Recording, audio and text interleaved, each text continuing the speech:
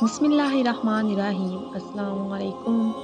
میلاد کو بدعت کہنے والوں کو جواب: یہ اعتراض جہالت کی دلیل ہے، کیونکہ بدعت اس کام کو کہتے ہیں جس کی کوئی حقیقت اسلام میں نہ ہو، جبکہ حضور صلی اللہ علیہ وآلہ وسلم کی آمد کی خوشی منانا، حضور صلی اللہ علیہ وآلہ وسلم کے ذکر پاک کی محافل کا انعقاد کرنا تو آئین اسلام ہے، اور اس کا قرآن و حدیث میں منقول ہونا اور انبیاء کرام اور صحابہ کرام کا معمول ہونا ثابت ہے۔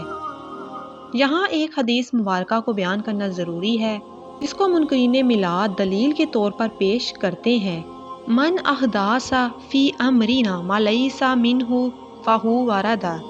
منکرین میلاد اس کا ترجمہ یوں کرتے ہیں: جس نے ہمارے اس دین میں ایسی چیز ایجاد کی جو اس میں سے نہیں ہے تو وہ مردود ہے، جبکہ درست ترجمہ یہ ہے کہ جس نے دین میں وہ بات پیدا کی جو دین کی قسم سے نہیں بلکہ دین کی ضد اور مخالف ہے تو وہ مردود ہے۔ اس ویڈیو کو زیادہ سے زیادہ لائک کریں اور دوسروں کے ساتھ شیئر کریں۔